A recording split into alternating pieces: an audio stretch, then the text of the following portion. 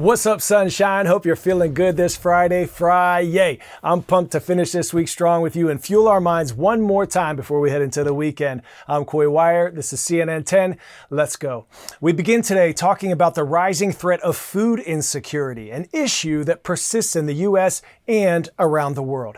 Food insecurity is not having consistent access to enough food to meet one's basic needs. And around the world, the UN estimates that to be the case for 868 million people, with more than 1/3 of those cases, 342 million people, being severely food insecure. Those numbers increased by 1 million people since the UN's last global report on food crises in 2023.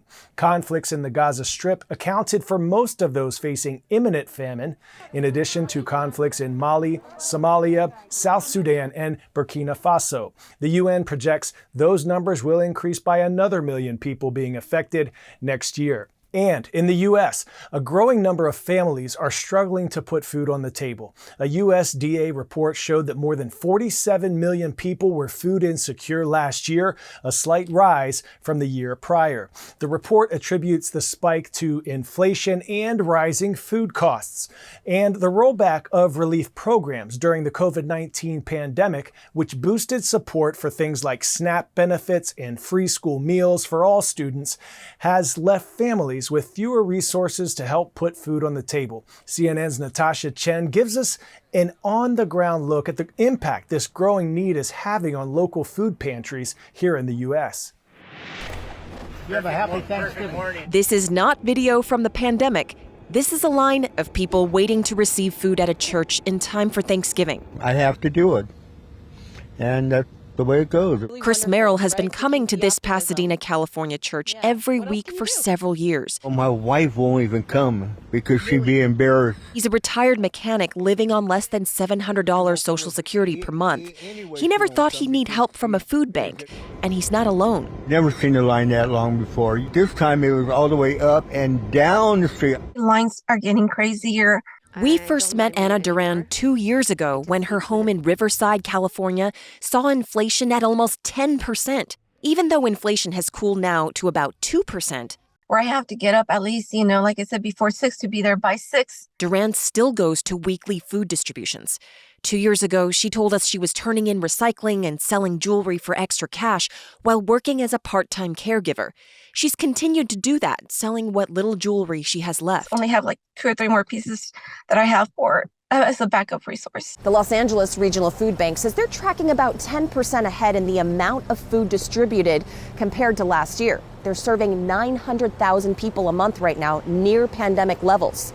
We can't turn nobody away. In New York City, some days you don't know where your next meal is coming from. City Harvest says visits to city food pantries and soup kitchens are at the highest level on record, even higher than the pandemic's peak. In Chicago, Common Pantry says they're serving 26% more households per month than last year.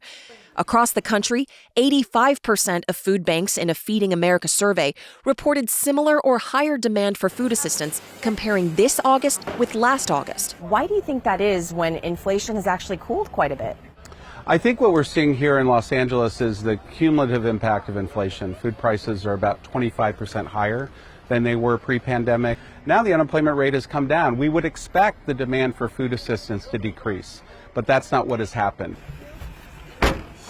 Pop quiz, hot shot. Which planets in our solar system do not have a natural satellite or astronomical body that orbits them? Mercury and Venus, Venus and Saturn, Mars and Earth, or Jupiter and Neptune? Answer is Mercury and Venus, the only 2 planets without natural satellites like moons. An astronaut recently captured video of objects in space of what he called cosmic fireflies. Now, scientists have been making some fascinating discoveries while studying space, but occasionally the intriguing phenomena they find have some less than stellar explanations. CNN's Jeremy Roth shows us that was the case with these cosmic fireflies. An astronaut aboard the International Space Station recently shared an out-of-this-world sight of what he dubbed cosmic fireflies, but there's more than meets the eye to this eye-popping celestial sight. Astronaut Don Pettit is no stranger to surreal scenes spotted from his orbiting ISS perch and shared to his socials. This latest trippy video could inspire all manner of astrophilosophical and existential questions if the true explanation wasn't so vanilla. Pettit explained that what looks like cosmic fireflies are actually scores of Starlink satellites glinting and gleaming in the sun as they hover above the Earth. SpaceX has sent thousands of the internet communications satellites into orbit, with even more in the works, sparking a debate amongst some astronomers on what their impact may be on future celestial studies. In the meantime, though, hey, they sure are pretty. All right, so you might have noticed that a bunch of big movies were released around Thanksgiving break. You may have gone to see one or two yourself. Wicked, Moana 2, and Gladiator 2. Those were the top grossing movies last month, and they were all released just before the holiday.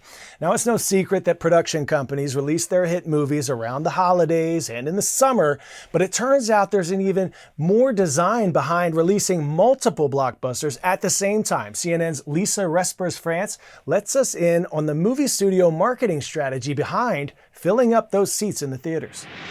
Glick it. Gladiator 2 and Wicked.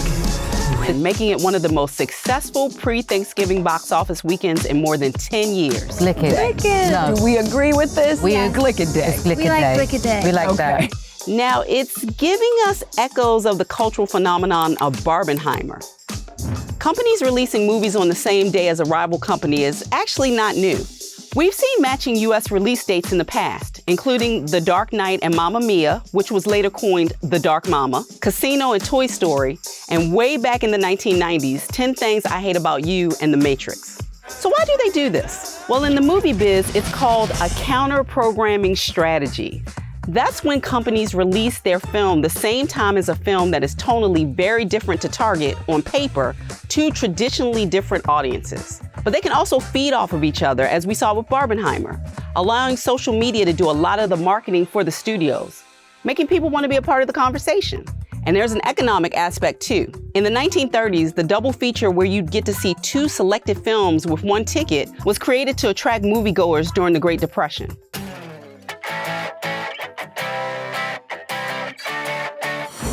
Today's story getting a 10 out of 10 is a giant blanket that is no joke. A snow blanket that is, and yes, that is a real house under real snow. After some monster snowstorms hit the Northeast, one Pennsylvania man was snow-overwhelmed with several feet of the fluffy stuff draped over the top of his house. He had to shovel not only his driveway and sidewalk, but his roof as well. All right, superstars, you already know what time it is. My favorite part of the day, we're showing some love with a shout out to Mr. Kumka's social studies classes up at Sanford Middle School in Sanford, Maine. Thank you for the sweet swag, my Spartan friends, and for this drone photo. Some of y'all I received here at work. Rise up, literally. Cue that Friday music, Nader. Remember the power you possess to create some positive change in this world. You never know when or how, but you just might be the light someone needs today. You are more powerful than you know. I'm Coy Wire. This is CNN 10. It's been a blessing to spend this week with you.